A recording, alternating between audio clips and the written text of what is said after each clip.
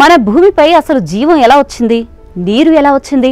ఇవి చాలా కాలంగా మానవునికి మిస్టరీగా ఉన్న ప్రశ్నలు. అయితే ఇటీవల శాస్త్రవేత్తలు ఇచ్చిన ఓ కొత్త అప్డేట్ ఈ ప్రశ్నలకు సమాధానాలు వెతికే దిశగా మనసును ముందుకు నడిపిస్తోంది. మనం సూర్యుని పోలిన ఓ యువ నక్షత్రం చుట్టూ నీటి ఆవర్తనం కనిపించింది. అది కూడా తొలిసారిగా.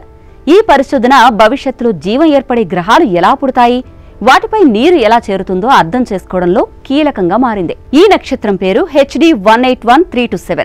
ఇది సుమారు 155 లైట్ ఇయర్స్ దూరంలో ఉంది.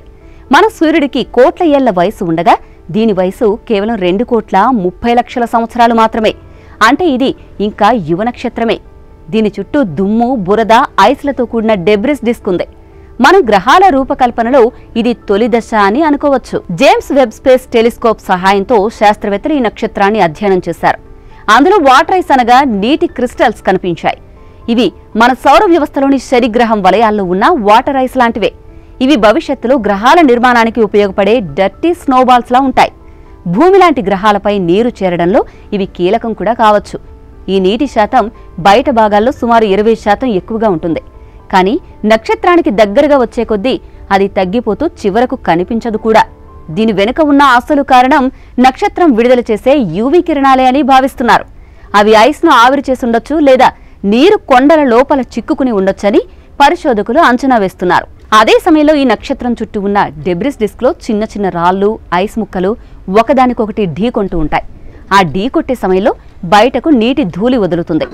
ఈ నాజుకైన దృశ్యాన్ని జేమ్స్ వెబ్ టెలిస్కోప్ స్పష్టంగా గుర్తించగలిగింది. మొత్తంగా ఈ వ్యవస్థ చాలా చురుగ్గా పనిచేస్తోంది. మన సౌర వ్యవస్థలోని కూపర్ బెల్ట్ను ఇది ఆశ్చర్యంగా పోలి ఉంటుంది. ఇప్పుడు శాస్త్రవేత్తలు ఈ నక్షత్రాన్ని, దీనిలాంటి ఇంకా ఎన్నో యువ నక్షత్రాలను దగ్గరగా గమనించేందుకు సిద్ధమవుతున్నారు. ఎందుకంటే భూమి ఎలా పుట్టిందో, నీరు ఎలా చేరిందో తెలిసేందుకు ఇవే కీలకం. ఇది కేవలం ఒక అరుదైన పరిశోధనే కాదు. భవిష్యత్తులో భూమి లాంటి గ్రహాలు ఎలా తయారవుతాయి, అక్కడ జీవం ఉండే అవకాశాలపై కూడా కొత్తగా ఆలోచించడానికి ఇది ఒక బలమైన ఆధారం.